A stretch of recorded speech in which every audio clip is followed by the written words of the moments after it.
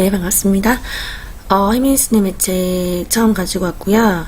지금 고요할수록 밝아지는 것들 1위더라고요. 네, 스님 1위 축하드립니다. 네, 혜민스님은 깊은 진리나 깨달음을 쉽게 풀어서 대중들이 이해하기 쉽게 해주시는 정말 감사한 분인 것 같아요. 이 책의 일부를 소개해 드릴게요.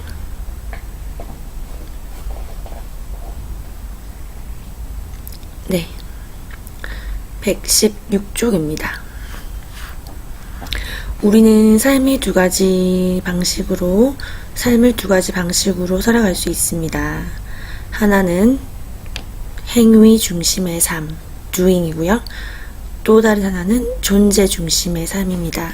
being입니다. being, 존재 중심. 행위 중심의 삶은 큰 무언가를 이뤄냈을 때야 비로소 내 삶의 가치가 생기고, 존재 중심의 삶은 내 존재 자체가 이미 성스럽고 지혜롭고 우주와 연결된 사랑 속에 있다고 봅니다. 행위 중심의 삶은 행복을 먼 미래에서 차지를 하지만, 존재 중심의 삶은 존재 자체가 주는 느낌에서 찾습니다.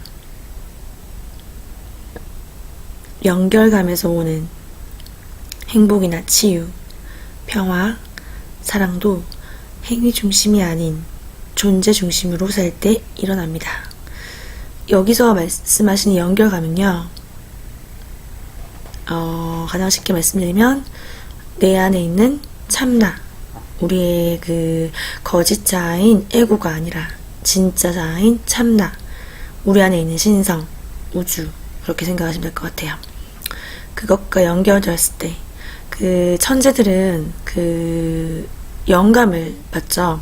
그 영감 또한 이렇게 연결되었을 때 받을 수 있다고 하죠.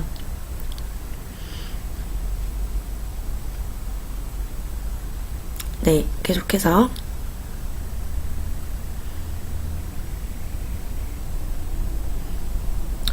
188쪽입니다. 인도의 성자 지두 크리슈나 무르티는 자기 성찰은 관계라는 거울을 통해서 가능하다고 말했다. 즉, 다른 사람과 어떤 부분에서 부딪힐 때 내 마음이 어떻게 반응하는지 관찰하면 내가 어떤 사람인지 드러나는 것이다. 누군가와 내가 마찰이 있다면 그 마찰에 대한 내 마음은, 그죠? 나의 반응은 내가 어떤 사람인지를 보여준대요. 그래서 자기 성찰은 타인과의 관계라는 거울을 통해서 할 수 있다고 합니다. 그죠? 인도의 또 다른 스승인 오쇼 라즈니 씨는 유명하신 분이죠. 인간이 성숙해진다는 것은 우리 마음을 바위처럼 단단하게 만들어서 어떠한 상처도 받지 않는다는 것이 아니고, 반대로 자신과 타인의 상처를 대면할 용기가 생기는 것이라고 말했다. 내 안에 있는 내 내면의 과거에서 어떤 상처, 트라우마, 나의 진솔한 감정과 마주할 수 있는 용기, 거기에서 더 나아가서 상대방의 상처까지도 마주할 수 있는 용기, 그것을 외면하는 것이 아니라 더 민감하게 느끼면서 있는 그대로를 수용하고 지혜롭게 대처나갈 때 비로소 우리 영혼은 성숙해진다. 존중받는 분위기 속에서 성장한 아기는 자기가 갖고 있는 모든 가능성을 마음껏 발휘해 삶의 꽃을 활짝 피운다. 그런 아이는 자기 선택을 긍정하며 다른 이들의 의견에 끌려다니지 않는다. 설령 실패한다 해도 실패에 대한 책임을 지고 일정 기간이 지나면 곧 회복한다. 물론 자라면서 있는 그대로의 내 모습을 존중해주는 부모나 형제를 만나지 못했을 수도 있다. 그렇다고 좌절할 필요는 없다. 지금이라도 늦지 않았으니 나를 존중해주는 사람을 찾아 관계를 맺을 수 있기 때문이다. 좋은 인생 선배나 내 편이 되어주는 친구, 혹시 주변에 그런 사람이 없다면 숙련된 심리상담가 같은 전문가를 찾는 것도 좋다. 있는 그대로의 내 모습을 수용하고 이해해주는 따뜻한 사람을 만나고 나면 훨씬 마음이 편안해지고 심리적 부담감도 줄면서 나 자신을 더 수용하게 될 것이다. 우리가 공부한 받아들임인데요. 여기에 덧붙여서 제 생각에는 내가 내 자신을 있는 그대로 인정하고 수용하고 내가 지금 느낀 나의 감정을 부정이든 긍정이든 있는 그대로 수용하는 연습을 하시는 게 중요한 것 같아요. 내가 나를 사랑하는 것도 이렇게 타인으로 인한 있는 그대로의 수용을 느끼는 것도 중요하지만 그 전에 내가 나를 있는 그대로 수용해주는 것이 중요한 것 같습니다.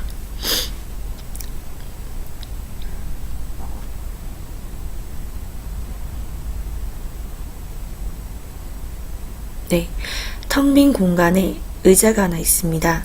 이럴 때 우리는 보통 모양이 있는 의자만 의식하고 모양 없는 텅 빈 공간을 의식하지 못합니다. 그러나 의자가 있을 수 있었던 것은 텅 빈 공간이 있기 때문입니다. 이와 비슷하게 마음이라는 텅 빈 공간 안에 한 생각이 모습을 나타냅니다. 이럴 때 우리는 생각만 의식하고 생각의 존재를 가능하게 했던 그 텅 빈 마음의 공간을 의식하지 못합니다.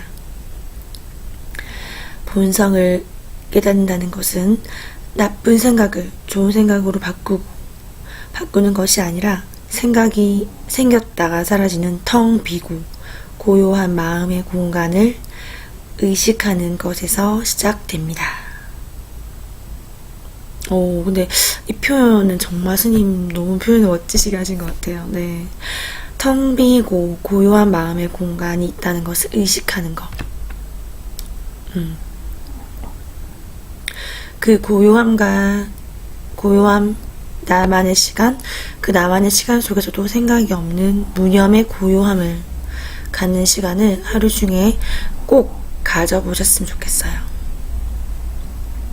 생각이나 느낌이 일어나기 이전에도 있었고 그것들이 사라지고 나서도 한결같이 있는 것은 바로 고요한 침묵입니다. 침묵이 살아서 아는 것입니다. 자세히 들여다보면 모든 생각이나 느낌도 고요한 침묵에서 나와 그 모습을 드러내었다가 시간이 지나면 침묵으로 사라집니다. 따라서 고요한 침묵은 텅 비고 의미 없는 죽은 공간이 아니라 모든 생각과 느낌을 만들어내며 그들이 존재하도록 그 공간을 제공하며 사라지려고 하면 품어서 소멸하게 하는 자유롭고도 살아있는 공간입니다. 그렇다면 좀 더 깊이 들어가 고요한 침묵의 위치를 살펴봅시다. 우선 눈을 감고 숨을 깊게 들이마시고 고요한 침묵을 느껴보세요. 이 고요함은 몸 안에 있습니까? 아니면 몸 밖에 있습니까? 몸 안에 있는 고요함과 몸 밖에 있는 고요함이 다른 형태로 존재합니까? 아니면 그런 구분 없이 하나의 고요함으로 자리하고 있습니까? 이번에 고요한 침묵의 끝을 찾아보겠습니다. 끝에 도달할 수가 있습니까? 침묵 안에서 한계가 있는지 없는지 살펴보세요.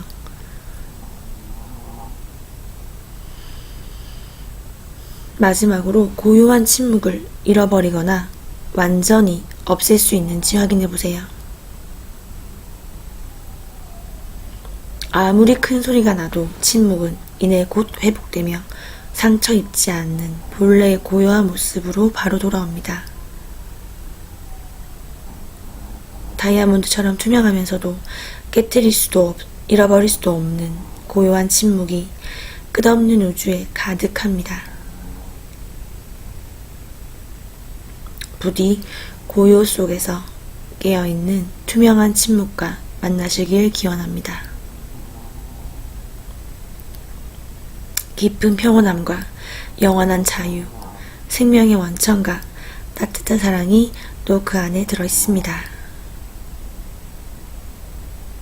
네, 스님께서 이렇게 고요함이나 침묵을 강조하시는 것은 다른 우리가 공부하는 모든 위대한 책들, 모든 위대한 선각자분들이 쓰신 책들에도 다 공통되게 일맥상통하게 나오는 부분이죠. 고요함이 왜 중요한지 조금 더 쉽게 제 생각을 붙여서 말씀드리면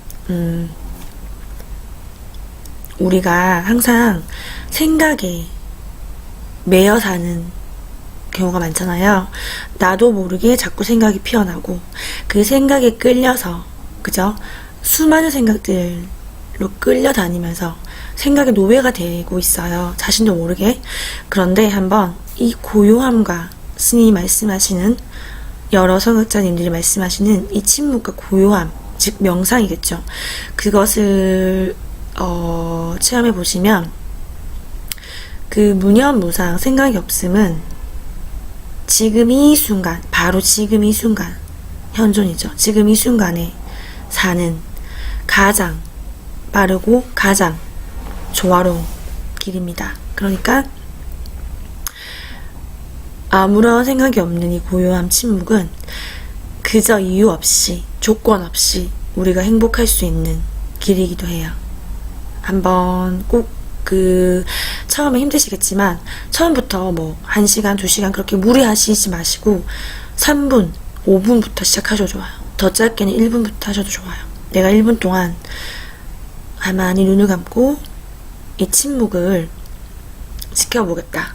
고요함을 지켜보겠다. 내 생각이 피어나는 것을 지켜보겠다고 한번 바라보세요. 네. 그러면 분명히 중간에 무의식적으로 잡생각이나 잡념이 딱 피어날 거예요. 그러면 생각이 피어났구나 하고 알아차리고 그 생각을 보세요. 그러면 또 자연스럽게 흘러갑니다. 그리고 다시 호흡에 집중을 하시면서 다시 또 고요함 침묵으로 돌아오시는 거예요. 그렇게 명상을 처음 시작하시는 좋은 방법도 있고요. 명상을 하지 않으시더라도 그렇게 고요함과 침묵을 일상에서 꼭 훈련해 보시는 건 정말 좋은 방법인 것 같아요. 네. 그래서 내가 내 생각의 주인이 되고 노예가 아닌 주인이 되고 내가 의식적으로 주도적으로 내가 생각을 선택할 수 있는 그런 수준의 의식 수준에 이르르면 그 생각에 따른 나의 감정 또한 어떤 알아차림으로 인해서 부정이나 두려움, 걱정, 원망, 자책, 분노, 질투, 시기가 아닌 내가 원하는 생각에 따른 기쁨, 편안함, 평온함, 행복, 온화함, 사랑, 나눔처럼 그런 행복한 감정들을 느낄 수 있는 겁니다. 그런 감정들은 결국 또 내 주파수를 올리고 내가 원하는 삶을, 내가 원하는 소망들을 더 빨리 끌어당길 수 있는 그런 지름길이 되어주는 거죠. 네, 그래서 스님께서는 그런 어떤 이런 우주의 법칙들을 더 많은 대중이 더 쉽게 알 수 있도록 여러 책들을 통해서 쉽게 써주시는 훌륭한 분이신 것 같습니다. 네, 그래서 이 책 말고도 많죠. 완벽하지 않은 것들에 대한 사랑, 또 뭐 있죠? 멈추어야 보이는 것들? 그런 책도 있고요. 어쨌든 지금 최근에 나온 책, 고요할수록 밝아지는 것들. 고요함에 대해서 여러 예시와 설명으로 잘 써주신 것 같아요. 네. 또다시 이 책을 가지고 돌아오도록 하겠습니다. 네, 감사합니다. 행복하세요. 많이 공유해주세요.